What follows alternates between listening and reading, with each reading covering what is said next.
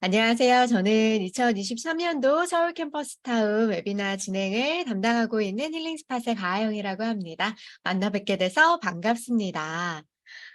작년부터 저희가 이렇게 웹 환경에서, 온라인 환경에서 대표님들과 함께 네트워킹하는 시간들 가지고 있고요. 오늘은 4개, 작년에는 매주 진행을 했었는데 매주 뵙는 것들이 우리 대표님들 쉬운 것 같지는 않아서 한 달에 한 번 4개의 사무국들이 함께 모여서 창업 어떻게 진행하고 계신지 노하우들과 좋은 경험들을 함께 공유해 드릴 예정입니다. 하여 오늘 함께 해주시는 대표님들은요. 고려대학교, 경희대학교, 동덕여자대학교, 홍익대학교에서 함께 하고 계시고요. 첫 번째로는 고려대학교 캠퍼스타운의 하늘컴퍼니의 한태우 대표님께서 살아남는 기업이 강한 기업, 리세션을 돌파하는 스타트업의 생존 전략이라는 주제로 먼저 15분에서 한 20분 정도 이야기 공유해 주실 예정이라 이야기 들으시면서 궁금하신 점들, 질문하고 싶으신 점들 있으시면 채팅창에 남겨주시면 세미나 이후에 간략하게 질의응답 드리는 시간 가질 예정이니까요. 먼저 첫 번째 주제로 우리 하늘컴퍼니의 한태우 대표님 만나 뵙도록 하겠습니다. 대표님 화면 공유해 주시고 이야기 시작해 주시면 됩니다.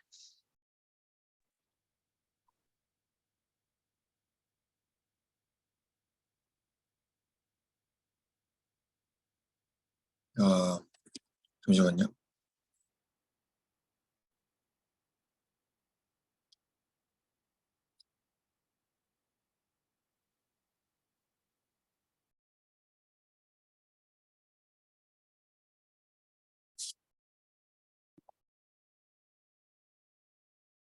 네. 잘 보일까요? PT 자료가. 네, 잘 보입니다. 네, PT에 시작하겠습니다. 얼굴이 나오는데 네. 화면을 꺼보도록 하겠습니다. 네. 네. 이거를 지울 수가. 일단 시작하겠습니다. 리세션을 돌파하는 스타트업 생존 전략이라는 주제로 강연하게 된 고려대학교 캠퍼스타운 소속 하늘컴퍼니 대표 한태우라고 합니다. 오늘 본 주제는 스타트업 업계의 빙하기라고 할 수 있는 최근 시기를 처음부터 저희 팀원이 9명이나 됐었는데 하늘컴퍼니가 어떻게 버텨오고 살아남아 하는지에 대해서 저희의 방식과 철학에 대해서 간단하게 공유 드리고자 선정하게 되었습니다.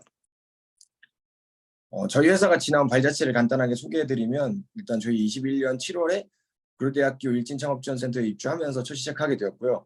교내 창업 관련 대회 및 경진대회 등을 통해서 창업 준비 기간을 거치다가 11월에 법인 설립하고 작년 3월쯤에 지금의 팀 멤버들을 전부 구성해서 본격적으로 시작하게 됐습니다. 그리고 그때 이제 첫 MOU이자 파트너사인 보나디아 팩토리라는 기업을 만나게 되었고 이후에 여의도 핀테크랩 입주, 엔젤 투자 유치, 핀테크 지원센터 사업, 과기부 주간 사업 등에 참여하면서 사업 고도화를 해왔고요. 작년 11월에 2개의 서비스 런칭하게 됐습니다. 그 중에 이제 수익성이 부족하다고 판단한 하나의 서비스를 좀 빠르게 종료하고 1월에 앞서 말씀드린 그 첫 파트너사와 함께 새로이 이제 소프트 피봇을 하여서 개발 시작한 사업을 바탕으로 올해 초에 이제 벤처 인증, 제도전 성공 패키지, 엔젤 투자 추가 유치 마무리했고 현재 개발한 솔루션을 7월에 업비트 그리고 올 3분기 내에 대한민국 암호화폐 거래소 90% 이상에 공급할 예정이고요. 지금 지분 투자 및 후속 공동사업 진행과 관련해서 협상 중인 단계에 있습니다. 저희는 원래 처음에는 이제 퀀트 투자라는 것에 관심이 있는 팀원들이 모여서 사업을 시작하게 됐습니다. 특히 이제 모든 게 숫자랑 지표로 계산되어서 알고리즘에 적용되는 분야인 만큼 예전에는 숫자화되지 못했던 비저형 데이터, 예를 들면 SNS, 커뮤니티, 뉴스 리서치 등의 약간 자연어 데이터 같은 것들을 가공해서 투자 지표를 만들고 이걸 이제 새로운 알파로 인사이트로 제공하고 실제 투자에 적용하는 모델을 개발했었습니다. 이 아이디어하고 방향성은 혁신성이나 이런 것들이 좀 교내 수준의 창업 경진 대회 같은 데서는 굉장히 그래도 좀 인정을 받을 수 있었는데 이 주식 투자나 로보 어드바이저 관련 시장이 너무 포화 상태에 있었을 뿐만 아니라 주식 시장 자체가 좀 침체를 겪으면서 저희가 이제 그 자산군을 주식에서 블록체인이나 크립토 자산으로 옮기게 되는 이유가 되었습니다. 특히나 이 블록체인 자산 시장은 가치를 평가하는 펀더멘털 자체가 주식에 비해 훨씬 빈약했던 시장이었어서 대체 데이터를 기반으로 새로운 지표를 만들고자 하는 저희 방향성과 많이 맞다고 판단했던 게 가장 큰 이유였습니다. 그리고 이 시점에서 알고리즘 트레이딩을 이제 AI 모델로 추세를 예측하는 기술적 방법론을 좀 발전시키고, 이를 통해서 짧은 기간이었지만 좀 증명할 수 있었던 수익률과 잠재력을 바탕으로 엔젤 투자 및 정부 지원금 등을 받을 수 있었습니다. 그래서 22년 11월에 런칭한 두 개의 서비스는, 하나는 비정형 데이터 기반의 주식 투자 인사이트 어센드였고, 두 번째는 아비트럼 기반의 블록체인 자산 운용 서비스 뉴트럴 파이낸스였는데요. 아시다시피 자산군에 상관없이 전반적으로 좀 침체기인 투자 시장을 고려해서 첫 번째 서비스는 어센드를 바로 잠정적 중단하고 블록체인 자산 운용 서비스만 유지하면서 그 이후에 이제 투자 시장의 호우 불황에 상관없이 꾸준하게 수익을 낼 수 있는 모델을 고민하게 되었습니다. 그러던 중에 이제 MOU를 기존에 맺고 있었던 좀 안정적인 궤도에 올라 있는 파트너사의 제안으로 블록체인 자산의 블록체인 자산과 주체의 위험성, 트랜잭션의 불법성, 이런 것들을 평가하고 모니터링하는 솔루션을 같이 개발해서 주 고객사였던 국내 암호화폐 거래소들에게 공급하는 것을 목표로 공동 개발을 들어가게 됐고, 이걸 바탕으로 저희가 첫 매출과 지재권 확보, 그리고 1.5억 원 규모의 정부 지원금을 받을 수 있게 되었습니다. 저희 팀은 저를 포함해서 총 9명으로 구성되어 있고요. 규모가 큰 만큼 초기에 바로 찾아왔던 데스밸리를 극복하기 위해서 스톡 옵션이 아니라 법인 설립할 때 그 지분을 좀 선지급했습니다. 이는 임금이라는 물질적 자원이 좀 부족해도 모두가 이 회사의 주인이라는 마인드로 첫 데스밸리를 이겨내기 위한 원동력을 좀 주고자 함이었습니다. 이 중에 7명 같은 학교 친구들이었고, 다른 학교 출신도 2명 있었는데, 원래 학창 시절부터 알고 지내던 친구들, 저와 CTO가 각각 4명의 친구를 데려와서 한 팀을 구성하게 됐고요. 처음에 이제 투자나 블록체인, AI 3개 중에 최소 2개 이상의 관심사가 있는 친구들을 데려왔습니다. 투자금이나 정부 지원금을 받게 되면 모두가 똑같이 받는 게 아니라 저희는 약간 우리의 공동의 자원을 팀의 유지를 위해 최대한 효율적으로 분배한다는 마음으로 개인의 재정적 사정과 근무 시간, 지분 등의 요소를 동시에 고려해서 임금을 최대한 효율적으로 차등적으로 지급하려고 했습니다. 스타트업 업계에 찬바람이 몰아칠 거라는 걸 직감하고서 제 머릿속에서 가장 먼저 떠올랐던 생각이 바로 약간 창업가의 마인드보다 사업가의 마인드를 먼저 갖자였습니다. 실제로 제가 여의도 핀테크랩의 80개 기업 대표 중에서 제가 가장 어린데요. 이는 핀테크 업계 대표님들 경우에 특히 대부분이 보통 증권이나 은행, 보험 쪽에서 현직에서 어느 정도 경력을 쌓고 나오신 분들이 많기 때문에 그분들이 나올 때 보통 돈을 당장 벌 수 있는 모델이나 기회가 없이는 나오시지 않는다는 걸 제가 깨달았습니다. 그래서 그분들이 생각하시는 가장 중요한 기업의 기능은 매출을 만들어서 돈을 벌어서 살아남는 것, 기업을 지속시키는 것이라는 걸 좀 배울 수 있었고요. 저를 포함해서 사실 그 대학교 재학 중에 혹은 졸업 후에 바로 현직 경험 없이 창업을 한 경우에는 일반적으로 스타트업의 가장 중요한 요소가 투자 유치, 밸류의 성장, 후속 투자 유치, 그리고 엑시트라는 공식이 좀 있었던 것 같습니다. 근데 기업 투자 시장 자체가 경직된 최근 상황에서 이런 공식이 집착하다가는 도전하는 수많은 기업 중 하나가 저희가 될 거라는 확신을 좀 했고요. 그때부터 기업의 가치는 VC가 우리에게 정해주는 가치가 아니라 우리가 만들고 창출하는 매출과 돈의 가치라는 마인드를 좀 우선적으로 가지고 창업가에서 좀 사업가가 되자고 마음을 바꾸게 되었습니다. 그리고 그 시점에서 가장 중요했던 것은 우리가 처음 팀을 모으고 꿈꿔왔던 방향을 다시 한번 고민해보는 거였습니다. 지금 모인 이 팀원들이 해낼 수 있는 핵심적 역량이 무언가에 대해서 좀 재분석해보는 단계였고요. 어찌 보면은 대학교 졸업하고서 거의 바로 창업을 했었기 때문에 우물한 개구리였을 수도 있는 저희 스스로에게 9명이 가지고 있는 각각의 유니크한 역량과 재능, 능력을 다시 한번 좀 살펴보고 기존에 우리가 세워왔던 방향보다도 지금 우리가 뭘 해낼 수 있는가에 대한 역량을 다시 한번 분석해보는 과정을 좀 거쳤습니다. 그러면서 저는 대표로서 제 스스로 한번 돌이켜봤는데요. 과연 나라는 팀원은 어떤 핵심 역량을 가지고 있는가? 나는 B2C 시장의 니즈를 잘 파악할까? 아니면 B2B 고객들, 중요한 B2B 고객들의 마음을 사로잡을 수 있는 능력이 있는가? 여기서 제 자신과 제 팀원들의 의견은 후자 쪽에 가까웠고요. 그래서 그때 바로 평소 좀 좋은 관계를 맺고 있었던 측근 회사들, 그중에서 매출을 100억 원 이상 내거나 안정궤도에 올라서 저희 팀을 좀 리딩해 줄 수 있다고 판단한 회사들 만나서 새로운 비즈니스 기회에 대해서 좀 업데이트 받고 논의를 하기 시작했습니다. 그러던 중에 한 회사가 기존 사업 확장을 위해서 필요한 핵심 기술 영역이 이제 좀 블록체인 데이터나 비전형 데이터 처리 쪽이어서 제안을 해줬는데 한 달 정도 시간을 저희한테 주면 우리가 뭐 할 수 있는지 보여드리겠다고 말씀드린 후에 한 달 이후에 인정을 받아서 공동기술 개발 계약 체결했고 5개월 만에 얼마 전에 이제 주요 거래소에 공급을 확정을 짓게 되었습니다. 이를 통해서 지금 그 기업과 향후 공동사업 진행 및 직접 지분 투자 등의 협상을 지금 진행하고 있는 중이고요. 블록체인 자산을 원래 이제 투자하는 쪽에 좀 원래 초점을 맞췄던 거에서 좀 피벗을 해서 적용을 해봤는데도 그쪽 블록체인 자산의 가치 투자 분석에 있던 역량을 리스크나 위험성, 불법 거래 모니터링 분석으로 확대한 게 생각보다는 휘이 좀 잘 맞았던 것 같습니다. 그래서 업계 내 상위 기업과 대비해도 장점이 분명한 솔루션으로 인정을 받아서 현재 좀 원만하게 진행 중인 단계에 있습니다. 저희 회사는 올해 하반기부터 좀 보다 확실하고 안정적인 성장 그리고 확장을 위해서 좀 비교적 안정적으로 수입이 발생하는 파트너사와의 공동 사업과 더불어 자체적인 사업을 보다 고도화시키는 준비를 하고 있습니다. 현 시점에서 약 20개월 정도 가량 운영할 수 있는 런웨이를 확보해둔 상태고요. 일단 최소한 정말 추운 겨울 정도는 이겨낼 수 있는 식량을 비축하고 살아남았다고 생각하고 있습니다. 이 과정을 돌이켜 보면서 우리가 생존 여력을 마련할 수 있었던 가장 중요한 요소가 뭘까 생각해 봤는데 저는 크게 세 가지였던 것 같습니다. 첫 번째는 항상 우리 팀이 한 몸처럼 생각하고 같이 움직일 수 있게 하는 그 사무실을 최소 3-4개월 정도의 버퍼를 두고 미리 임대료를 좀 지원받을 수 있는 워킹 플레이스를 계속 확보해왔던 거, 그리고 이를 통해서 고정비를 효과적으로 조절해왔던 거. 두 번째는 팀원 개개인의 존속 조건을 임금이라는 하나의 팩터로 결정하는 게 아니라 근무 시간이나 지분 등 복합적인 요소를 고려해서 임금이라는 것은 우리의 자원의 분배, 그 중에 하나의 개념으로 가져간 것이라고 생각합니다. 그리고 세 번째는 저희가 좀 매출이 크게 나지 않을 때도 아무리 작은 것이더라도 좀 우리 팀의 가치와 역량을 팀원들이 잊지 않게 하기 위해서 아주 작은 성취더라도 그 성취를 최대한 자주 습관하여 느끼도록 하는 것이었다고 생각합니다.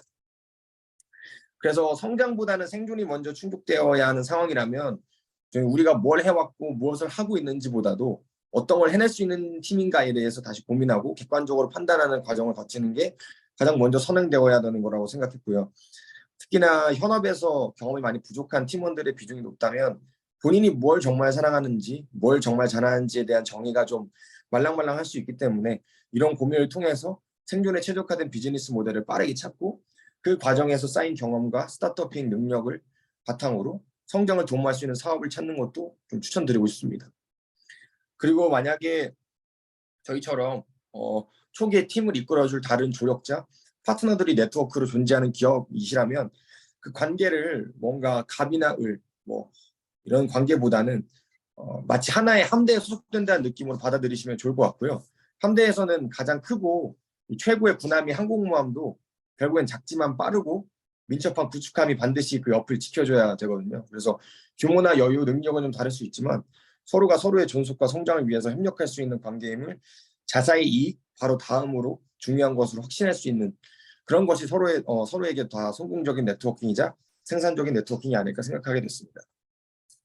그리고 정말 마지막으로 몇 명으로 구성된 팀이건 간에 모든 팀원이 지금 내가 이 사람들과 이렇게 일을 할 수 있는 순간은 절대 다시 돌아오지 않는다라는 확신을 느낄 수 있게끔 아마도 내 인생의 가장 큰 기회비용은 지금 이 사람들과 일할 수 있는 이 순간을 포기하는 거라는 것을 모두가 한 마음으로 느낄 수 있게 대표자로서 역량을 발휘하는 것이 생존, 그것을 넘어서 성장에 가장 중요하지 않을까 생각합니다.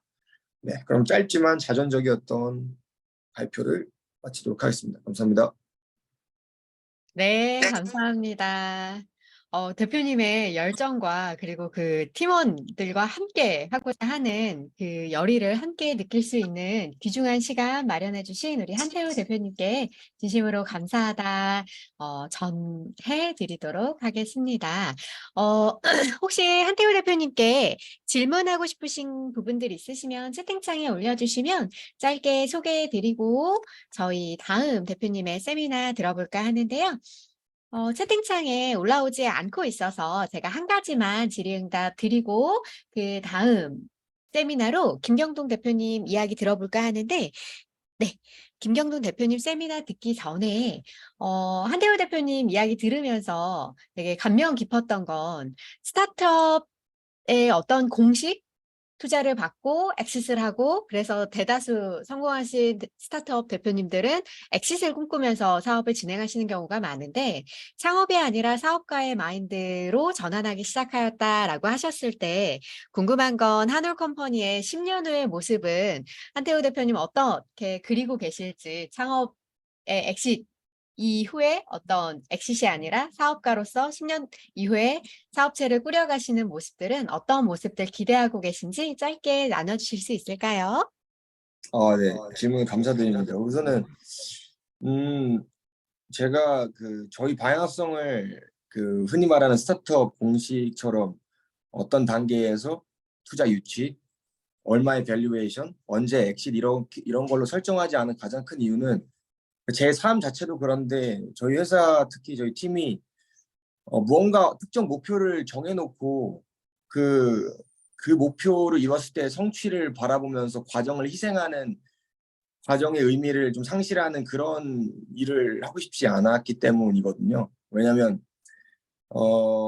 그렇게 뭔가 목표된 보상에 의해서만 사람이 그 좀 시간을 쏟게 되면 그 도파민 분비 체계가 좀 망가진다고 하더라고요. 제가 어떤 책을 읽었는데 그래서 실제로 저도 그렇게 생각하고 해서 사실 저희는 뭐 특정 단계의 투자 유치보다도 지금 우리가 당장 벌 수 있는 돈, 매출 이런 것들에 좀 더 집중을 하는 이유가 그 과정 자체를 좀 더 의미 있게 생각하고 즐기고 싶어서인 것 같습니다. 그래서 그냥 저희가 사실 제일 의미 있다고 생각하는 건 남들이 우리에게 정해준 가치, 너는 연봉이 얼마야, 너는 너의 한 시간의 가치는 얼마고, 뭐 너의 회사의 가치는 얼마야 이런 게 아니라 우리가 만든 프로덕트나 서비스가 얼마야라고 가치를 매기고 그걸 남들이 사줬을 때 그리고 그 대가를 우리 스스로에게 우리 얼마나 노력했으니까 우리 얼마나 갖자, 얼마를 우리 뭐 성과급으로 가져가자 이렇게 정의하는 거 스스로의 가치를 정의해가는 과정이 사실 가장 즐겁다고 생각해서요. 10년 뒤의 목표를 물어보시면 사실 저는 잘 모르겠습니다. 아마 뭐 사업을 계속하고 있을 것 같긴 한데 이 친구들 잘 성공시키고 독립시켜서 뭐 좀 네, 잘 보내고 다른 친구들과 하고 있을 수도 있고 뭐 같이 하고 있을 수도 있지만 10년 뒤의 모습에서 제가 한 가지 딱 확신할 수 있는 건 지금하고 전 똑같은 생각을 하고 있지 않을까라는 정도인 것 같습니다. 네. 네, 감사합니다. 한태우 대표님께서 외적 보상보단 이 팀원들이 순간순간 몰입해서 만들어 놓은 내적 보상을 가지고 그리고 이 좋은 네트워킹을 가지고 10년 후에도 이 사회의 변화를 도모하고 계시지 않을까라는 마음이 들어서 한울 컴퍼니 한태우 대표님의 꿈과 비전을 응원하며 두 번째 우리 경희대학교 캠퍼스타운에 계신 올링크 김경동 대표님 만나뵐까 하는데요. 김경동 대표님 창업하시게 된 계기 그리고 어려웠던 점을 통해서 창업에 대해서 우려하고 있는 근황이나 권유들 이야기 나눠주시기로 하셨는데 아마 오늘 참여하고 계신 스타트업 대표님들 대다수가 함께 공감하실 수 있는 주제가 아닐까 싶어서요. 올링크의 김경동 대표님. 네, 안녕하세요. 네, 안녕하세요. 혹시 공유해 주실 화면 있으시면 화면 공유해 주시고 시작해 주시면 됩니다.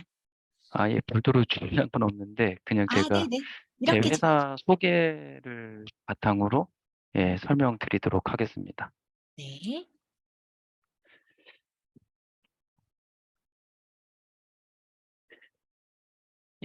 안녕하세요. 저는 올링크 대표 김경동이고요. 일단, 뭐, 제 지금의 내용이 이제 창업을 왜 하게 됐는지, 그리고 창업을 하면서 어떤 것들이 어려웠고, 지금도 뭐, 사실은 다 여기 계신 분들이 기업을 운영하고 있는 중이기 때문에 저도 사실은 배우는 과정이고 여러분들도 다 배우는 과정이라서 어려운 것도 있고 재밌는 것도 있고 좋은 점도 있고 이런 것들에 대해서 그냥 간단히 말씀을 드리도록 하겠습니다. 혹시 제가 궁금한데 오늘 제가 이 발표하는 게 20분인가요? 네, 20분 내외로 진행해 주시면 됩니다. 예, 알겠습니다. 그럼 저도 잠깐 타이머를 켜고 하겠습니다. 예. 어쨌든 저는 원래 이제 삼성 지금 여기 이력에도 있듯이 저는 5년에 처음으로 이제 회사 생활을 시작했어요. 그래서 어 거기도 이제 벤처기업이었고 마지막에 이제 상장을 하고 이제 현재 이 대표님은 한양대학교 창업지원단 단장님 하시다가 아마 지금은 그걸 내려놓으시고 이제 교수님 하고 계신 걸로 알고 있습니다. 어 그런데 저가 이제 첫 회사에 병특으로 들어갔기 때문에 제가 무슨 뭐 공채를 통해서 일을 시작한 건 아니에요. 그런데 첫 회사가 여러분들이 아실 수도 있는데 페이먼트 게이트웨이라고 해서 온라인 결제 서비스를 대행하는, 그러니까 온라인에서 커머스를 하게 됐을 때 우리가 결제 서비스를 이용했을 때 중간에서 대행을 해주는 회사의 업무였어요. 그래서 저는 사실 그때 처음으로 온라인 결제라고 하는 서비스를 접하게 됐고요. 그다음에 이제 삼성카드라고 하는 곳에 이직을 하게 되고 그때 이제 모바일 페이라고 하는 모바일 서비스에 대한 기획을 하다가 삼성전자로 다시 이직을 해서 이제 삼성전자의 결제 서비스, 이제 그때는 이제 구글과 애플이 페이먼트 서비스를 런칭해서 진행을 하고 있을 때 우리 삼성전자도 어떤 서비스를 준비해야 될까라는 과정을 하면서 제가 이제 모바일 페이에 대해서 좀 더 적극적으로 하게 되고 그러면서 삼성페이를 개발하게 됐던 것 같아요. 제가 이 얘기를 드리는 이유는 왜 창업을 하게 됐는가라는 거였는데 저는 사실 대학교 때부터 사실 2002년, 2001년에 제가 창업을 처음으로 했었어요. 대학교 1학년 때. 그런데 그때는 제 경험이 없었고 사회 경험도 없고 사실 창업에 대한 경험도 없고 그다음에 학교에 대한 지식에 대한 경험도 없고 제가 가진 것이 하나도 없었지만 열정 하나로 어떤 창업을 도전했던 것 같은데 그때 이제 창업을 하고 나서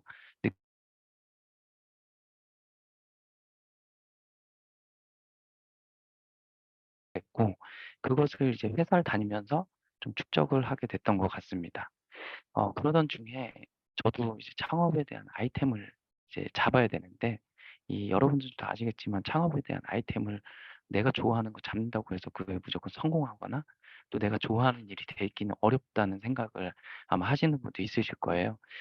그래서 저는 좀 차별화되면서도 제가 좋아하는 것이 무엇일까 하다가 음 저희 회사는 현재 페이와 관련된 기술을 제공도 하지만 꼭 페이에 한정된 회사는 아닌데 제가 어 이 결제에 관련된 사전에 이제 경력을 갖다 보니까 많은 분들이 많이 오해를 하고 계신데 저는 정보 전달이라고 하는 서비스에 대한 기술을 보유한 회사예요. 그러면 이 정보 전달이라는 기술에 왜 집중하게 됐을까라는 것을 말씀드리면 삼성페이가 사실은 페이가 아닌 정보 전달 기술이에요. 모바일에 있는 정보를 다른 단말기로 전달을 하기 위해서 마그네틱 웨이브를 쓰는 거거든요. 그래서 그것을 결제라고 하는 곳에 쓰다 보니까 삼성페이라고 하는 것에 이제 적용이 된 거죠. 근데 그걸 보면서 제가 느꼈던 게, 아, 스마트폰에는 많은 정보들이 담길 거고, 이 스마트폰에 있는 정보가 다른 단말기로 전달이 돼야 되는 기술, 이것이 향후 미래에 굉장히 중요한 기술이 될 수 있겠다라는 생각을 했고, 마그네틱 웨이브는 자기장은 지금도 우리 카드를 보시면 원래 MSR이라고 해서 마그네틱 방식을 쓰다가 지금 우리도 IC 방식을 쓰잖아요. 그만큼 보안성이 떨어지기 때문에 영원한 이제 기술이 될 수 없어요. 그래서 저는 NFC라고 하는 것에 집중을 하게 됐고 그걸 통해서 삼성페이와 동일한 방식으로 NFC 기술을 이용한 지금의 비즈니스를 개발하게 됐고 그것을 이제 창업하게 된 것입니다. 그래서 뭐 지금 한 4분 동안 왜 창업을 하게 됐는가라면 예, 저는 창업 이제 삼성전자를 다니면서 좀 느꼈던 건 삼성전자라는 회사가 글로벌 회사는 맞아요. 하지만 이 회사에 다니면서 삼성전자도 애플이나 구글을 우리는 어떻게 이길 수 있을까? 이런 생각을 또 하게 되거든요. 그래서 저는 삼성전자에서 신사업을 담당했었다 보니까 그러면 내가 만든 기술을 바탕으로 글로벌에 좀 유수한 기업들이 우리의 기술을 좀 이용할 수 있는 환경을 만든다면 좋지 않을까라는 생각으로 창업을 하게 됐습니다.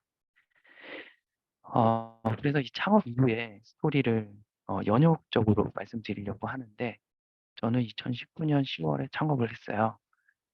그리고 어, 퇴사는 2019년 11월에 하게 됐습니다. 그러면 왜 퇴사 전에 창업을 하게 됐느냐라고 하면, 모든 회사들은 그 퇴사를 하게 되면 절차상 기간이 좀 필요한데, 저는 퇴사를 9월에 결정을 했고 창업을 했는데, 절차상 때문에 퇴사는 11월에 된 거고요.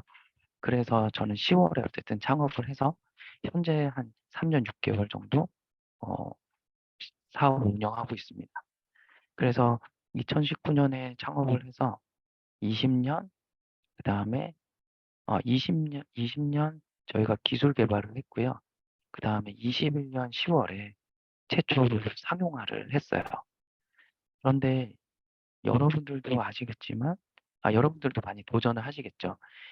저도 창업한 이후에 창업에 대한 경험은 없기 때문에 어떻게 하면 나를 알리고, 어떻게 하면, 사실 돈도 없잖아요. 예, 돈도 없다 보니까 이 돈은 어떻게 가져와야 되느냐, 이런 거 전혀 몰랐었습니다. 저도. 예, 여러분들과 아까 시부터에도 말씀드렸지만, 저도 여러분들과 똑같은, 예, 뭐 3년 6개월 된 아무 경험 없는 회사로 시작을 했었기 때문에 여러분과 동일한 경험들을 했었던 거라고 저는 생각이 들어요. 그래서 저는 어, 경희대 캠퍼스타운도 하게 됐고, 그 다음에 서울 청창사도 하게 됐고, 여러 가지 인큐베이팅 프로그램에 도전을 했던 것 같아요. 그런데 무조건 저도 제가 도전했던 모든 것에서 어, 통과되고 선정됐던 게 아니라 저도 많은 실패를 하게 됐었죠. 그런데 여기서 저는 많이 느꼈던 게 무엇이냐면, 경희대 캠퍼스타운도 사실은 저는 거의 꼭지로 이제 등록이 됐다고 해야 될까요? 선정이 됐다고 할 수 있는데, 현재도 저희 경희대 국장님께 저는 굉장히 감사함을 느끼는 게, 어, 심사위원까지도 이 회사는 뭐 기술 베이스라서 미래가 없고 당장 돈도 벌 수 없고 뭐 이런 얘기를 많이 하셨다고 하더라고요. 그런데 누군가는 경희대 국장님도 이 회사는 기술이 뛰어나고 오히려 미래에 훨씬 더 가능성이 있어 라는 것처럼, 내가 어딘가에서 평가가 잘못됐다고 해서 내 사업이 잘못됐다라고 생각하는 건 좀 잘못됐다고 생각해요. 예, 누군가는 나를 안 좋게 볼 수도 있고, 누군가는 나의 기술을 원할 수도 있고, 근데 우리는 그런 과정들을 만들어 가면서 우리의 사업이 뭐 시장에 진입할 수 있고, 그 다음에 성공을 만들어낼 수 있지 않을까라고 생각합니다. 저도 아직 성공한 회사도 아니고요. 지금도 이제 계속적으로 성장을 해야 되고, 여러 가지의 어려움을 또 넘어서야 되는 회사라고 생각하기 때문에, 하지만 계속적으로 도전을 했던 것 같아요. 여기에 이제 2020년에 그 퓨처스랩 6기라고 되어 있는데, 사실 실리콘밸리 과정에서 1기였어요. 이 과정도 한 말씀을 드리면, 저는 제가 영어를 못합니다.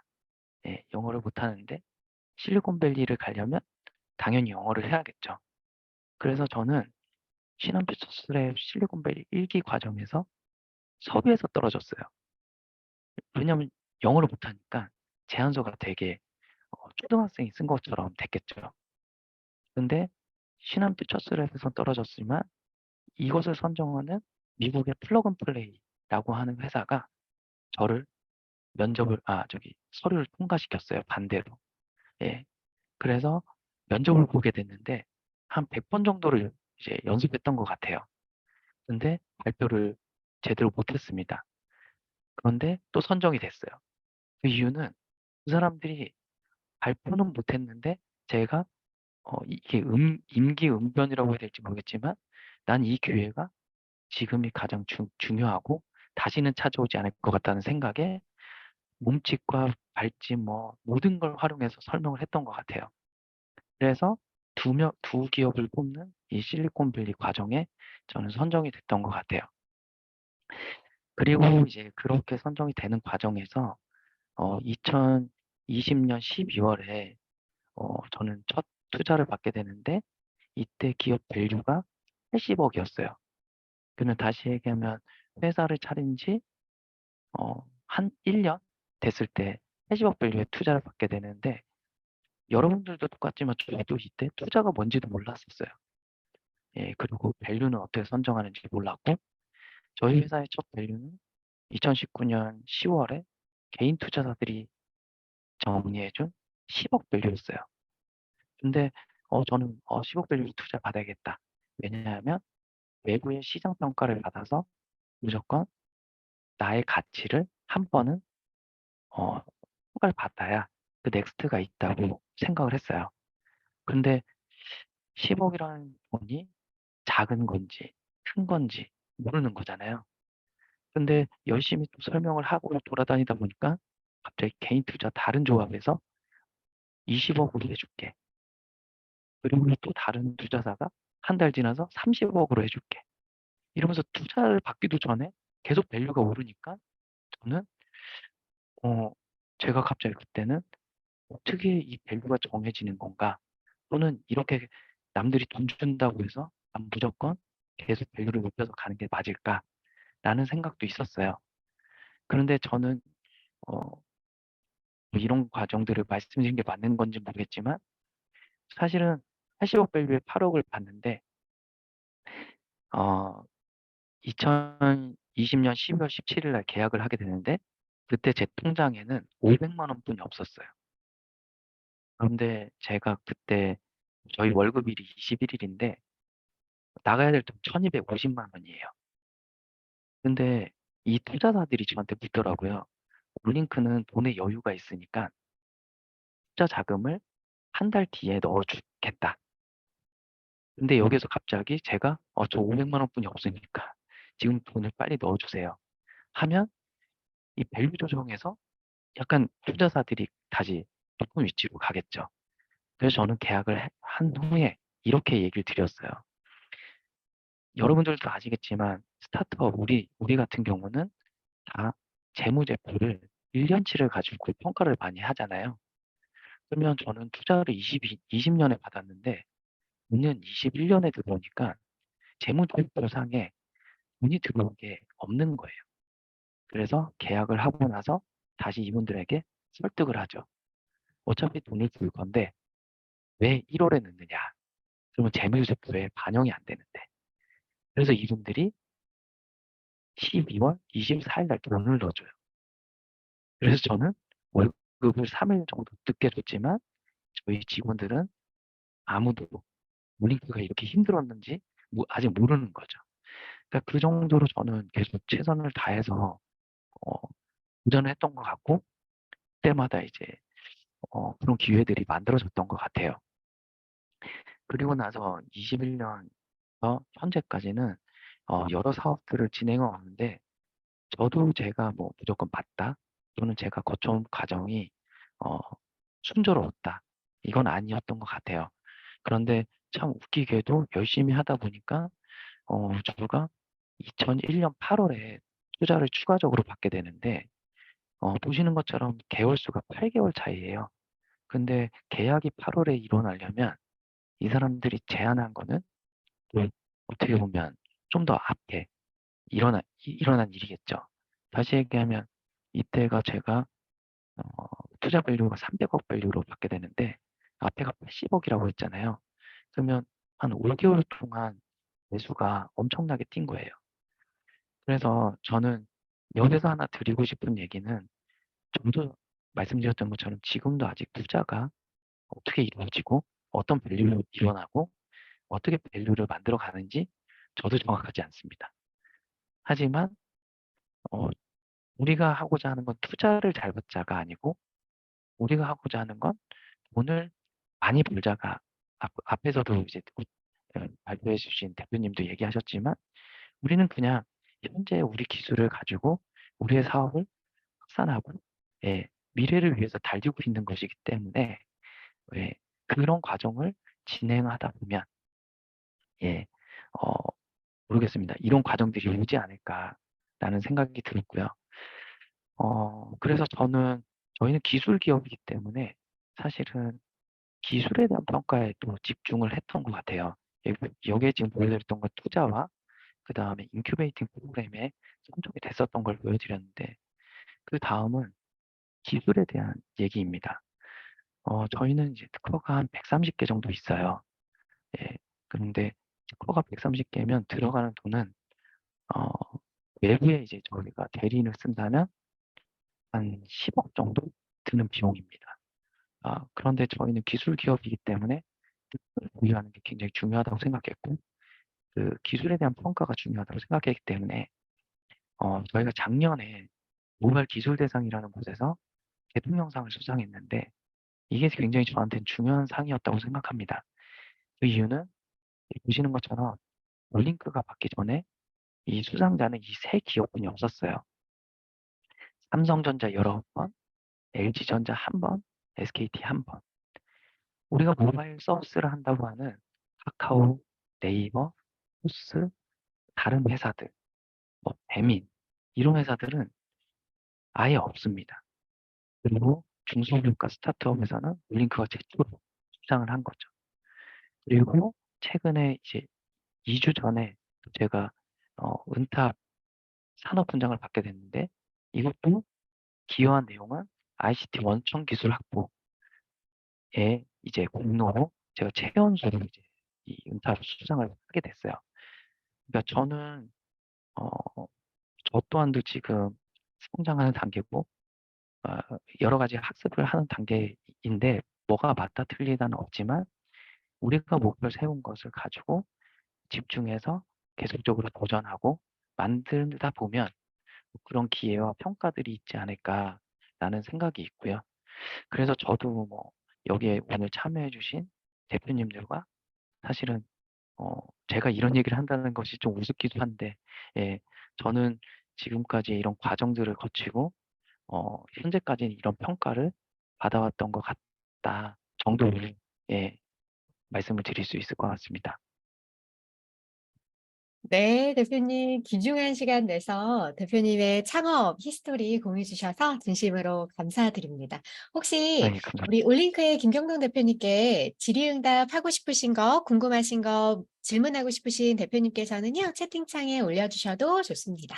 채팅창에 올려주실 수 있는 시간을 위해 제가 먼저 한 가지 질문 드리면, 저는 보면서 궁금했던 게 처음에 그 도표 보면서는 사내벤처로 나오셨나 보다 했는데 사내벤처로 시작을 는 하신 건 아니고 아닙니다. 아예 퇴사를 하시고 진행을 하신 건가요? 예, 아. 돌아갈 곳이 없는 거죠. 아. 예, 보통은 이제 사내벤처에서 이게 작년에도 세미나 진행해 주셨던 대표님들 이야기 들어보면 음, 그래도 좀 안정성을 가지고 새로운 시도들을 해볼 수 있고 했던 것들에 대한 이야기들도 있었는데 아예 대표님께서는 그 새로운 창업 시도하셨다 하셨을 때 오늘 주제가 창업에 대한 우려, 근황, 권유 등이라고 되어 있는데 대표님 아마 이 세미나 내용들을 창업을 준비하고 계시는 분들도 그 유튜브 통해서 보게 될 수도 있을 것 같은데 창업을 권유하신다면 어떤 부분에 있어서 어떻게 보면 이제 삼성전자라는 좀 더 안정적인 대기업의 환경들을 두고 이제 뛰어드신 거잖아요. 불확실성을 가지고.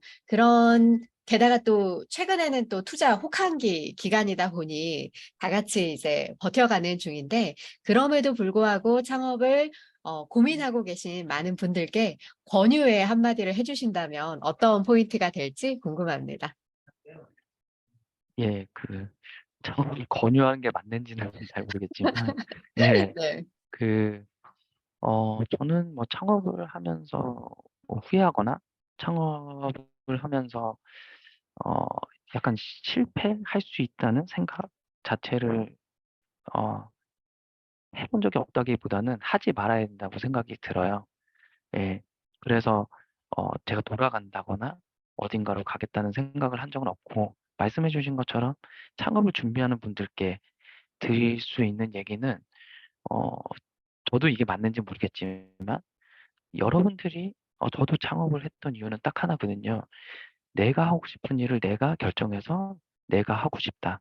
그러니까 삼성전자라는 아주 좋은 브랜드와 인프라를 바탕으로 또한 우리 회사 내에서 할 수 있는 건 할 수 있었다라고 할 수 말씀드릴 수 있긴 한 것 같아요. 그런데 내가 정말 내가 결정해서 내가 하고 싶은 일을 회사 내에서 할 수 있는가? 그거는 아니었던 것 같아요. 그래서 저는 제가 하고 싶은 일, 그다음에 내가 걸어가고자 하는 일을 만드는 거. 그게 제 목표였기 때문에 저는 그런 기반을 가지고 창업을 했던 것 같고요. 아마 창업을 꿈꾸는 지금의 대표님들도 또는 예비 대표님들도 그런 마음을 가지고 도전하시지 않을까라는 생각이 들어서 하지만 그런 마음은 있지만 좀 더 여러분들이 저는 말씀해 주셨던 것처럼 리스크가 되게 컸기 때문에 어, 돌아갈 길이 없어서 좀 더 처절하게 도전을 했던 것 같아요. 근데 사실 잘 생각해 보면 우리는 성공을 한 사람만 바라봤잖아요. 그런데 그분들도 과정이 되게 길었다. 예를 들면 제가 일론 머스크나 그다음에 스티븐 잡스도 발표를 그들도 대단한 사람들이긴 한데 그들도 발표를 할 때 100번 정도 이상의 연습과 시나리오를 짠다고 하더라고요. 그런 걸 보면 그렇게 성공한 사람도 그렇게 노력을 하는데 우린 정말 그러고 있을까? 저도 매번 그런 걸 반성하면서 더 노력하려고 뭐 이렇게 시도를 하듯이 여러분들도 좋은 그 목표와 꿈을 가지고 계시니까 그걸 정말 성공으로 만들려고 한다면 그런 끊임없는 노력들이 좀 필요하지 않을까? 그러면 아마 여러분들도 어, 여러분들이 목표한 그 성공을 달성할 수 있지 않을까라는 생각을 합니다. 저도 당연히 그렇게 해야 될 것 같고요. 네, 답변 감사드립니다. 적절한 비유일지 모르겠는데 대표님 말씀 주시는데 연애할 때도 그렇잖아요. 이 사람하고 결혼을 할지 안 할지는 모르지만 이 네, 사람하고 영원히 사랑할 것처럼 사랑을 네, 해야 그 사랑에서 또 얻는 경험들이 있는 것처럼 나의 지금 이 하고 있는 아이템을 주저하는 것보다 오롯이 내 이 아이템에 맞습니다. 불살라 사랑해 본다라는 그 사랑력을 담아주신 것 같아. 그 예, 김경동 대표님의 진실성 있는 이 아이템들이 또 인정받으면서 밸류들을 키워가지 않았을까라는 생각이 드네요. 우리 대표님께 감사의 마음을 또 전해드리면서 세 번째 오늘의 주제 또 만나뵈도록 하겠습니다. 세 네, 번째 감사합니다. 주제는요. 동덕여자대학교 캠퍼스타운의 농가에 최적화된 토탈 판매 솔루션이라는 주제로 못난이 마켓의 김영민 대표님 함께 해주실 예정이라서요. 김영민 대표님, 네, 얘기 소리 들리십니까? 네, 하울링 없이 잘 들리고 있습니다. 잠시만요. 네. 혹시 화면 공유는 될까요? 지금 화면 공유는 PPT 화면으로 나오고 있어서 전체 보기로 키워주시면 더 좋을 것 같습니다. 잠시만요.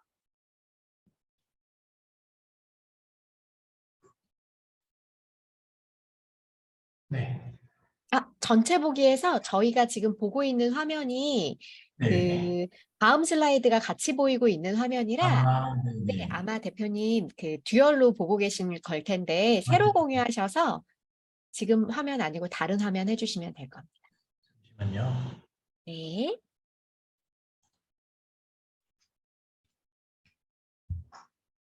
네, 대표님 잘 보입니다. 네, 그럼 바로 시작하겠습니다. 네. 네, 저희는 동덕여대 캠퍼스타운에 입주해 있는 농산물 B2C, B2B 거래 플랫폼 못난이 마켓이라고 합니다. 저희는 못난이 마켓에 대해 설명을 먼저 드리면 쉽게 판매하고 믿고 구매하는 플랫폼이라는 슬로건으로 온라인 직거래 판매를 원하는 농가들을 위해서 오픈마켓으로 만들어서 농가 소득 증대와 농산물 유통 활성화를 시키고 또 어떤 농가든 가장 쉽고 가장 편하게 판매에만 집중할 수 있는 판로를 제공하고자 개발을 했습니다. 저희 개발 그 설립 동기에 대해서 말씀을 드리면 사실 저는 창업 경험이 없는 그 회계사 출신인데 한 6년 정도 회계법인에서 근무를 했었습니다. 근데 대부분의 기간 동안에 회계 감사를 했는데 저희가 창업하기 전에 한 2년 전쯤에 M&A 투자 컨설팅을 좀 하게 되면서 M&A 몇 건, 그다음에 투자 컨설팅 몇 건을 하게 됐는데 그 중에서 컨설팅 했던 한 건이 식품 관련 회사를 우연히 하게 됐는데 그때 그 회사를 컨설팅하면서 우연한 기회에 못난이 농산물에 대해서 알게 됐고 또 농산물 거래 이 지금 상황에 대해서 좀 인지하게 됐습니다. 그래서 저희가 CTO를 만나서 팀원을 꾸려서 자체적으로 1년 동안 저희 앱을 내부에서 개발을 했고요. 그렇게 해서 농가에서 어떻게 하면 가장 쉽게 판매를 할 수 있을지 고민을 한 결과 저희 못난이 마켓 앱을 런칭하게 됐습니다. 실제로 런칭하기 전에 온라인 신선식품 시장에 대해서 저희가 조사를 해봤을 때 40대에서 60대 시니어층의 증가와 또 코로나19의 영향으로 농축수산물 음식료품의 온라인 침투율이 굉장히 빠르게 증가하고 있는 것을 확인했었습니다. 실제로 시장에서는 이렇게 수요가 증가하고 있다는 걸 확인했는데 그렇다면 판매자, 농가 입장에서도 온라인 판매에 대한 니즈가 있을까를 또 확인하게 됐습니다. 실제로 확인해 보니 농업인이 받고 싶어하는 정보와 교육에서 30%가량을 농산물 온라인 유통 판매가 차지했고요. 그 다음에 이제 전자상거래에 대해서 26.6%가 정보와 교육을 받고 싶다. 17.2%가 디지털 농업 전문가 양성의 교육을 받고 싶다라고 할 정도로 농산물 관련해서 온라인으로 직접 판매하는 것에 대한 관심이 뜨겁다는 것을 저희가 확인했었습니다.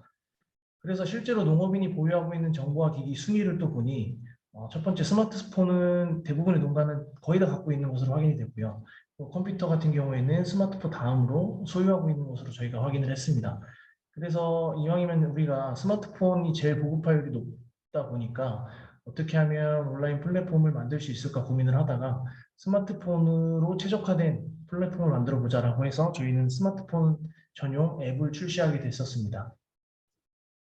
실제로 농가에서 온라인 판매 애로사항도 저희가 확인했는데 1순위가 상품 판매를 위한 광고비, 그 다음에 광고 판매 촉진 비용이 부담이 된다고 대답을 했었습니다.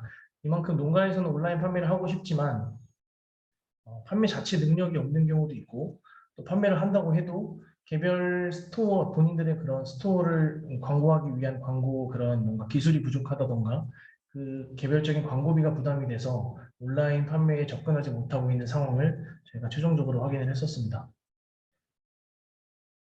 그래서 저희 서비스에 대해서 간단하게 설명을 드리면 B2C 서비스는 앱으로 하고 있는 서비스입니다. 근데 개별 농장과 지역별 단체에서 저희 앱에 스스로 입점을 하셔가지고 직접 농장을 개설하셔서 판매 농산물을 게시하시면 앱 내에서 못난이 농산물에 대해서 저희는 구매 시스템을 제공을 하고 구매자는 대금 결제를 합니다. 그럼 저희는 최종 구매 확정 후 에스크로 서비스를 통해서 대금을 지급하게 됩니다.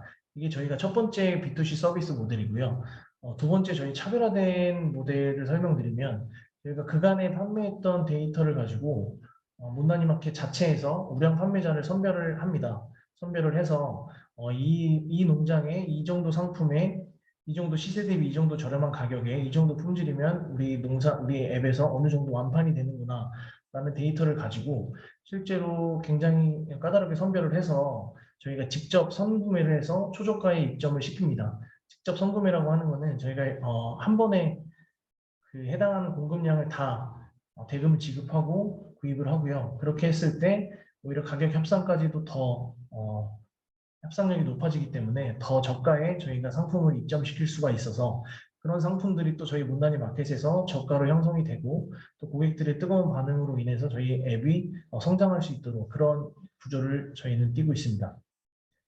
향후에는 B2B 서비스도 현재 지금 준비를 하고 있고요. 저희 내부적인 판매 데이터를 가지고 판매 체인을 가지고 수요 업체를 선정을 해서 지역을 한정을 해서 B2B 서비스를 제공하는 것을 현재 구상 중에 있고요. 그리고 오프라인 샵을 통해서 B2B, B2C 서비스와 함께 시너지 효과를 낼 수 있는 방안을 또 생각하고 있습니다.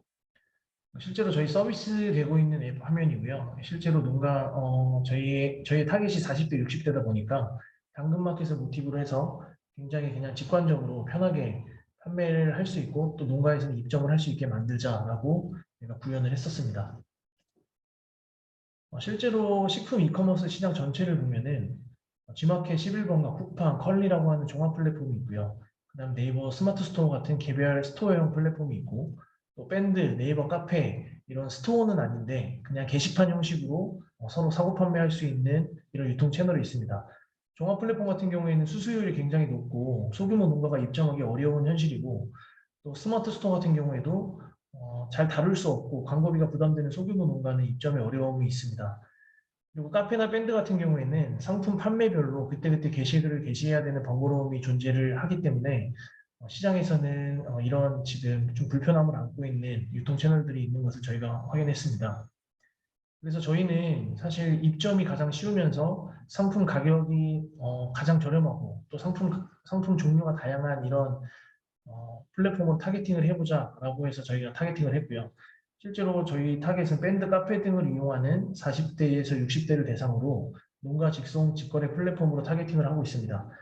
실제로 농가의 마케팅에서의 어려움을 극복하고자 저희는 이제 카페나 밴드의 형식을 띠지만 결제 수단이 달려있는 카페나 밴드 형식을 띠지만 마케팅을 저희가 적극적으로 함으로써 개별 농가에서 마케팅에 들어가는 이런 필요나 뭔가 노력, 인풋이 최대한 적게끔 만들어 놨고요. 그리고 시장 내 플랫폼들이 주로 대규모 영농법인과 거래를 하고 있다고 하면 위탁 판매, 위탁 매입 형식으로 거래를 하고 있다고 하면 사실 저희는 팔로로 찾고 있는 중소규모 개별 농장도 누구든지 승인 없이 입점해서 판매가 가능한 시스템으로 실제 시장에서 그 농가에서 진짜 필요로 하는 중소규모 농장들을 대상으로 저희는 일단 1차적으로 입점해 판매를 시키고 있습니다. 그리고 실제로 농장에서 입점을 하면 농장 페이지를 개별로 제공하고 평점 및 후기, 팔로우라고 하는 관심농장 등록 기능을 제공함으로써 퀄리티 유지와 지속적인 판매를 유도하고 있습니다. 저희 뒤에서 설명을 드리겠지만 저희 현 오픈마켓 플랫폼 중에서 농장 개설부터 상품 개시까지 단 한 1분 안에 할 수 있을 정도로 가장 간편한 사용 기능과 입점 절차를 갖고 있고요. 실제로 몇몇 고령의 농가에서도 과거에 실제 온라인에 판매 경험이 없던 농가에서도 현재 입점해서 활발하게 판매를 진행 중에 있습니다. 그리고 제일 중요한 부분은 저희가 농가에서 어려워하는 부분이 마케팅도 있지만 직접 일일이 판매에 대응하는 그 CS의 어려움이 있거든요. 그래서 저희는 농가 이런 연락처는 저희가 게시하지 않고 오로지 판매에만 집중할 수 있도록 CS까지도 저희가 담당하고 있어서 이 부분에 있어서 농가에서 굉장히 좋은 반응을 얻고 있습니다. 실제로 식품 이커머스 시장에서도 못난이 농산물 이커머스 시장으로 좁혀보면 시장에 어글리어스, 어떤 못난이, 예서스 이런 여러 가지 종류의 못난이 농산물 업체들이 있는데 실제로 어글리어스만 굉장히 지금 좀 성장하고 있는 상태고 어떤 못난이, 예서스 이런 업체들은 사실 지금 조금 미진한 상태입니다. 시장에서 어글리어스 같은 경우에는 못난이 농산물 구독 서비스를 시작해서 최근에는 개별 상품을 조금 판매하기 시작한 상황이고요. 여기 어글리어스 같은 경우에서는 웹에서만 사용을 할 수가 있고 또 위탁 판매 방식으로 해서 주로 농업법인과의 거래만을 하고 있습니다. 본인들이 위탁 판매 방식을 띄다 보니까 여러 가지 본인들이 관여하는 이런 상세 페이지 제작이라던가 여러 가지 관여하는 업무가 늘다 보니까 시장에서는 매우 높은 가격대로 부정적인 이미지를 형성하고 있습니다. 실제로 저희 그 2023년 1월 28일에 연재된 기사를 보면 어글리어스, 예서스 어떤 문단에 대해서 연재를 했더라고요. 거기서 보면 실제로 95% 이상이 가격이 비싸다. 실제로 들어가 보니 가격이 사악하다. 상품 종류가 별로 없다. 이런 약간 부정적인 이미 반응을 얻고 있고 시장에서 그런 반응이 형성되고 있는 걸 확인하고 있었습니다. 실제로 저희 못난이 마켓 같은 경우에는 저희가 올해 23년 1월에 론칭을 했거든요. 그래서 사실 5개월이 채 안 됐는데 아직까지는 못난이 마켓 고객 반응을 봐서는 가격이 저렴하고 가격 대비 상품 퀄리티가 높다라는 반응이었습니다. 실제로 판매 농가 입장에서의 반응도 보면 저희가 개별 그런 중소규모의 농가 같은 경우에는 실제로 온라인 판매에 대해서 접근하기가 쉽지 않고 판매 채널이 별로 없다고 어려워했었는데 저희 못난이 마켓을 통해서 손쉽게 입점을 해서 양이 얼마나 되든 간에 본인들이 원하는 만큼의 판매를 하고 있다라고 좋은 반응을 농가에서도 보여주고 있습니다. 실제로 저희 그 못난이 농산물의 한정에서 보면 저희가 런칭한 지 5개월밖에 안 됐지만 워낙에 어글리어스라는 업체 외에는 시장에서 미진하다 보니까 저희는 이제 그런 상황을 극복하고자 판매 농가를 많이 입점시키고 상품을 다양하게 하고 가격을 저렴하기 위해서는 저희는 오픈마켓 형식을 띄워야 된다. 누구라도 원하는 가격에 원하는 때에 언제든 쉽게 입점해서 판매를 해야 판매자도 많아지고 가격 경쟁력도 높아진다라는 가정하에 그런 앱을 만들었다 보니까 사실 시장에서 어글리어스 제외하고 저희 거래액이나 판매량이나 회원수나 이런 게 저희가 업계 2등 정도라고 저희는 생각을 하고 있습니다. 그렇다 보니까 최근에 MBA 메인 뉴스에도 저희가 소개가 됐었고요. 바로 어제 그제죠. 일요일 날에는 JTBC 뉴스룸에도 저희 인터뷰랑 저희 앱이 소개가 됐었습니다. 그러면서 시장에서도 현재 굉장히 주목받고 있는 상태로 저희는 판단하고 있습니다.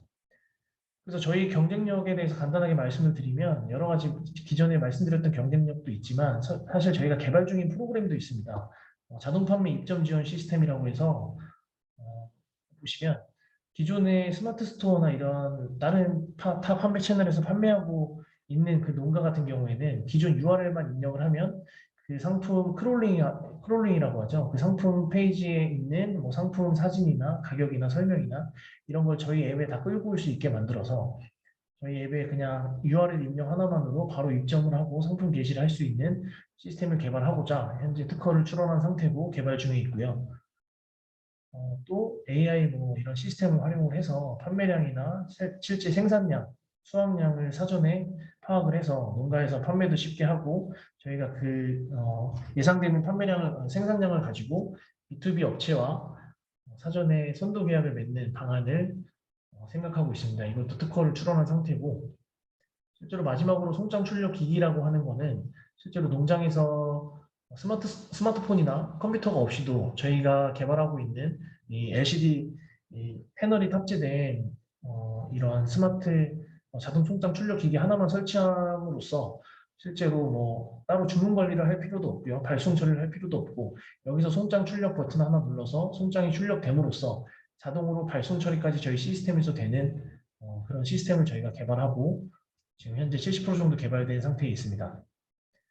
그리고 실제로 저희 그래서 보면 저희 1월에 런칭해서 지금 한 4개월 정도 된다고 봤을 때 2,500건의 거래 건수가 발생하고 있고요. 2회 이상 재구매율은 40% 이상이 되고 입점 농가는 현재 70개 이상, 등록 상품 수도 200개 이상이 되고 있습니다. 모든 서비스는 저희가 자체 개발을 했고 현재 누적 다운로드 수는 2만 회가 넘어갈 정도로 시장에서 그래도 급격하게 성장을 하고 있는 추세라고 저희는 보고 있습니다. 그래서 저희 비즈니스 모델은 B2C를 지금 현재 운영하고 있는 B2C를 기반으로 B2B, 오프라인 샵까지 저희가 연동을 해서 시장에서 저희가 로스율을 최대한 줄이고 최대한 시너지를 활용할 수 있는 방안을 계속해서 연구하고 있습니다. 저희 발표는 여기까지입니다. 시간이 제대로 맞았는지 모르겠네요. 저희 준비한 발표는 여기까지입니다. 혹시 질문 있으실까요? 네, 감사합니다. 우리 못난이 마켓의 김영민 대표님께 궁금하신 점 있으시면 채팅창에 올려주시면 제가 대신 질문 드리도록 하고요. 너무 비즈니스 모델이 제가 개인적으로 관심이 많은 모델이어서 개인 사적인 질문 좀 드리고 싶은데 아마 네. 오늘 참여하신 많은 참가자분들의 대표님들도 못난이 마켓을 다운받고 주문하시지 않을까라는 생각도 들고요. 네네. 그리고 임한율 대표님께서 지금 채팅창에 올려주신 것 중에서 질문 하나 들어와서 제가 대신 질문 드려보도록 하겠습니다. 오펠리어스가 일반 농산물과 비슷한 가격을 받는 이유는 못난이 농산물이라고 해서 그 값어치를 낮게 받는 문화가 아닌 제값을 받을 수 있도록 하는 비전을 공유한 것으로 아는데 그러한 내용에 대해서는 대표님 어떻게 생각하실지 궁금하다라고 이야기 주셨습니다. 못난이어도 값어치를 제대로 받아야 하는 것이 아닌가라고 이야기 주셨네요. 어떻게 생각하실까요? 저희가 타 업체를 뭔가 이렇게 조금 언급하는 게 조금 조심스럽기도 한데요. 저희가 조사한 바로는 어글리어스가 말씀하신 대로 가격을 싸게 받지 않는 게 맞거든요. 그래서 시장에서 안 좋은 반응이 있기도 한데 어글리어스 같은 경우에는 못난이 농산물을 친환경 농산물이라고 해서 못난이 농산물이라고 가격을 적게 받을 필요가 없다 이렇게 브랜딩을 하고 있는데 실제로 저희 입점에 계신 농가들 중에서 어글리어스에 입점에 계신 분도 계시고 입점을 하려던 분도 계시거든요. 근데 어글리어스 같은 경우에는 가격을 높게 받는 게 그 높은 가격이 다 농가에 보전이 되면 좋은데 사실 본인들이 일반 농가의 그런 개별적인 농가를 컨택하는 것도 거의 없고 사실은 농업법인 위주로 본인들이 안정적으로 구독 서비스를 유지하기 위해서 농업법인하고만 거래를 하는 것으로 저희는 파악이 됐습니다. 근데 그랬을 때 실제로 농가에 들어가는 이익이 본인들이 말하는 것처럼 제값을 받는 그 이익분의 상당 부분이 돌아가느냐라고 봤을 때 그건 아니라고 저희는 판단을 하고 있고 실제로도 그렇게 파악을 했고요. 그래서 저희 같은 경우에도 실제로 농가에서 금액을 높게 받고 농산물에 대해서 제값을 받을 수 있으면 좋은데 실제로 그렇게 되는 실제 업체, 지금 위탁 업체 같은 경우에는 그렇게 하고 있는 업체들이 없고 그러다 보니 저희는 가격에 아예 관여를 하지 말자라고 해서 오픈마켓으로 열어놓은 거고요. 저희가 올려놓은 그 저렴한 가격은 농가에서 직접 올리신 가격이거든요. 저희가 가격에 대해서는 터치를 안 하고 있다 보니까.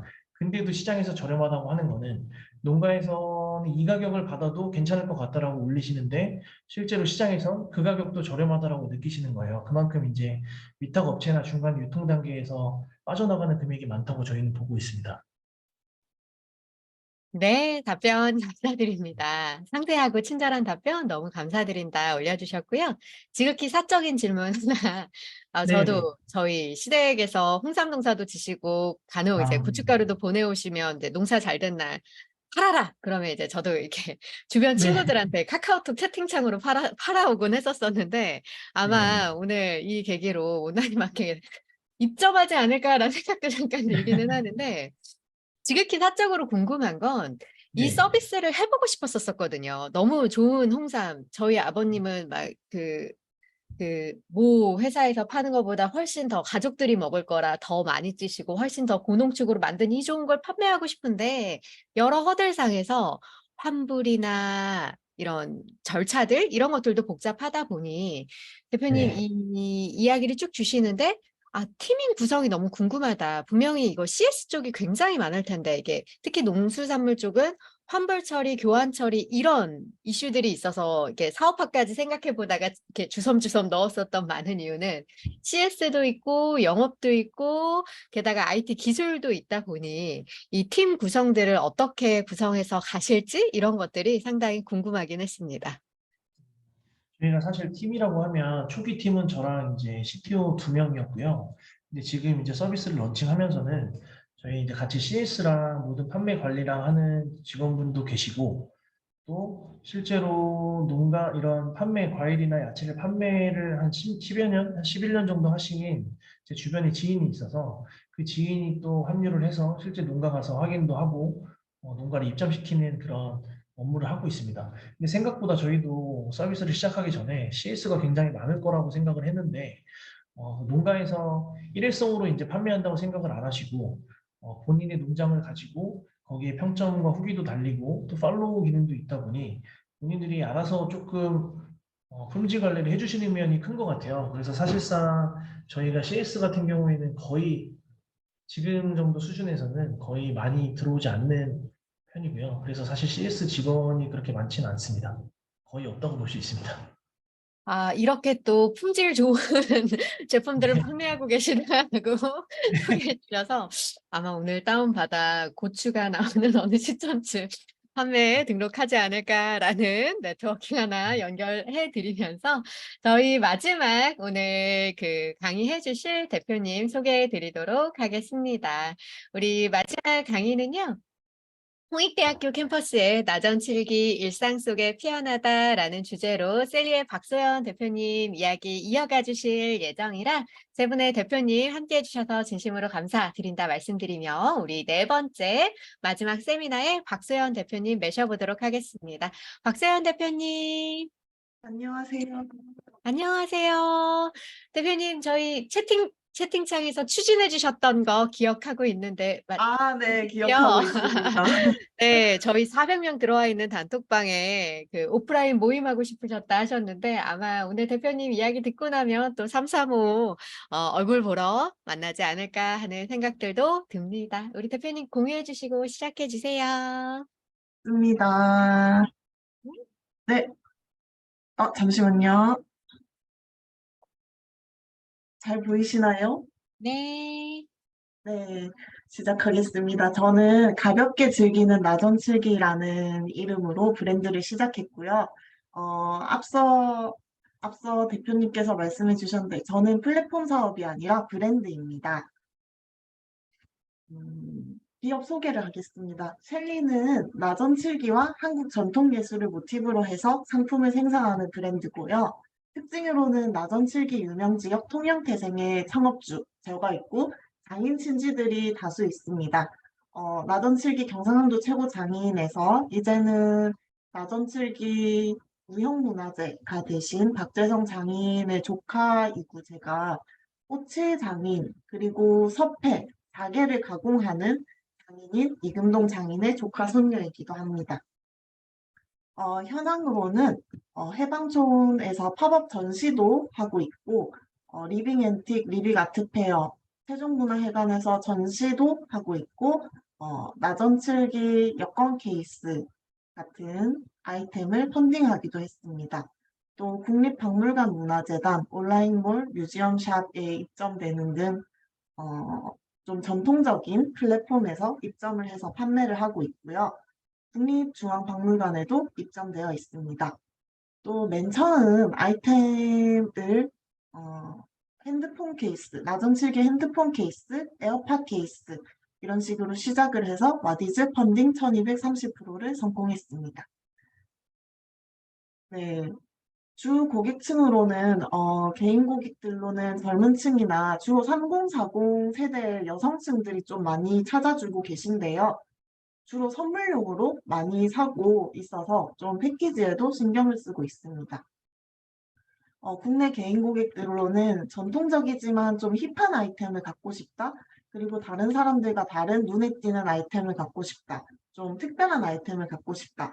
이런 의미에서 좀 많이 사 가시는 것 같고요.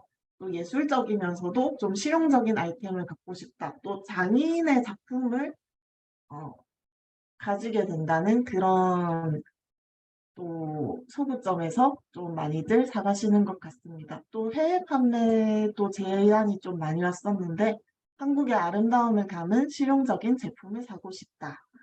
이런 의미로 많이들 찾아주고 계십니다. 시작한 지는 사실 얼마 안 되었고 해가지고 아이템이 많지는 않은데 보시는 거와 같이 핸드폰 케이스나 에어팟 케이스, 키링, 여권 케이스 이런 아이템을 가지고 있고요. 고급스러운 디자인, 그리고 실용적인 아이템, 독특함, 한국 전통의 미를 담고 장인의 멋진 작품을 담은 그런 아이템으로 승부를 보고 있습니다. 이거는 제가 펀딩을 했던 건데요. 맨 첫 번째로는 나전칠기 핸드폰 케이스나 에어팟 케이스로 맨 처음 시작을 했었고, 두 번째로는 이제 와디즈에서 직접 제안이 와가지고, 그 다음에는 와디즈와 같이 나전칠기 여권 케이스를 펀딩을 했었습니다. 첫 번째 펀딩은 1230% 정도 성공을 하고, 그 다음에 바로 국립중앙박물관에서 연락이 와서 입점을 하게 되었고, 두 번째 펀딩으로는 여권 케이스가 와디즈와 직접 협업을 해서 성공을 하였습니다. 일반적인 나전칠기 하면은 자개장 이렇게 해가지고 좀 전통적이고 좀 어떻게 보면은 지금에서는 약간 촌스럽다고 생각되는 때가 좀 많을 거예요.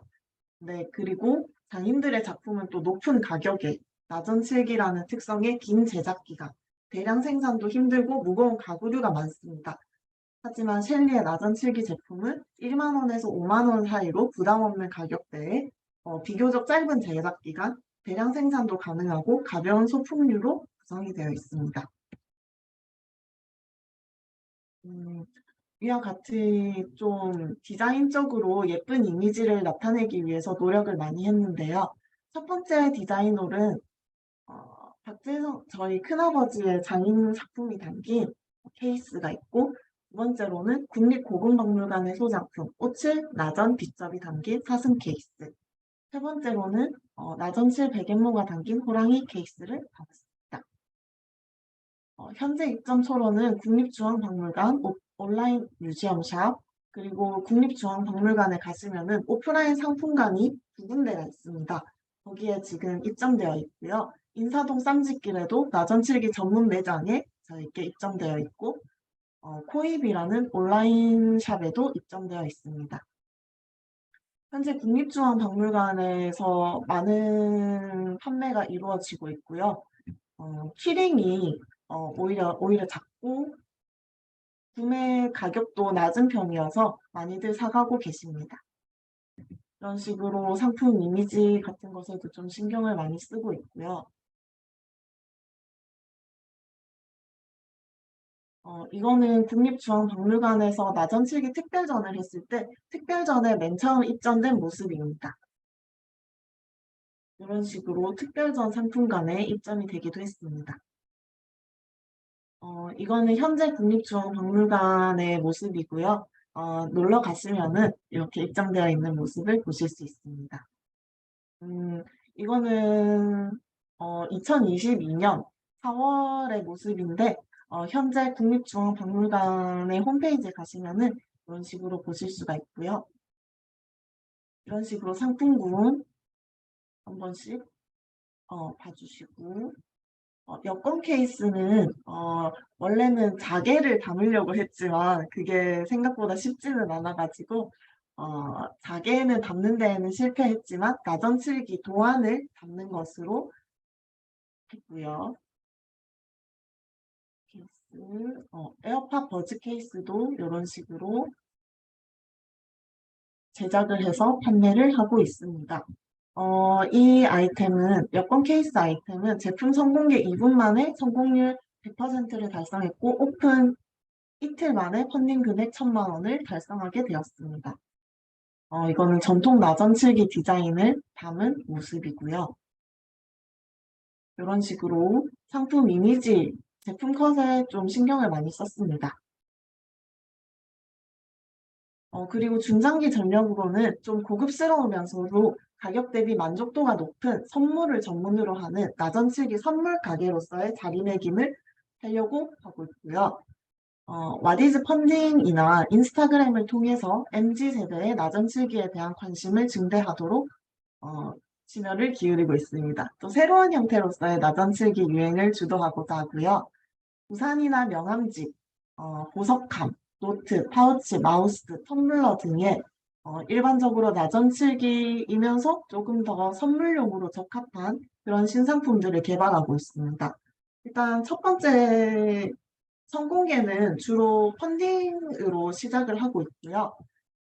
우수 문화상품 지정, 대한민국 우수 문화상품의 K리본에도 응모를 하고 있고 관광공모전 같은 데도 응모를 하고 있습니다. 인스타그램이나 유튜브 협찬 등을 통해서 홍보를 하고 있고요. 국내외 사입 판매를 통해서 수익률 증대를 하고 있습니다. 또 패키지 각인을 통해서 기업 단체 선물, 이런 명함집이나 여권 케이스 같은 경우에는 기업 단체 선물로도 은근히 찾아주고 계셔가지고 그런 B2B 쪽으로도 자리매김을 하고자 지금 신상품 개발을 하고 있습니다. 네, 이상으로 생각보다 발표가 일찍 끝났는데 이렇게 마치게 되겠습니다. 네, 감사합니다. 마찬가지로 우리 대표님께 궁금하신 것들 질문하고 싶으신 대표님들은요, 채팅창에 편하게 올려주시면 함께 질문 드려보도록 하고요. 대표님들 질문 올리시는 사이에 제가 궁금한 사항 몇 가지 질문 드리면, 사실 너무 마케팅에 최적화되어 있다, 사고 싶은 마음이 들 만큼 아름다운 디자인, 그리고 의미 있는 디자인들이어서 판매에 있어서 어려움은 없으실 것 같은데, 많은 그러니까 제품을 준비하시는 대표님들이 고민하시는 부분은 제작부터 이 단가 관리가 되지 않으면 사실 이렇게 저렴한 가격으로 판매하기가 되게 어렵잖아요. 그러다 보니 이런 제조 공정에 있어서 단가들을 낮추시기 위한 어떤 대표님만의 노하우가 있을지 그것이 궁금합니다. 단가를 낮추기 위해서는 네. 협상밖에 없는 것 같아요, 사실. 네, 그런데 협상을 하려면은 어쨌거나 에묘쿠가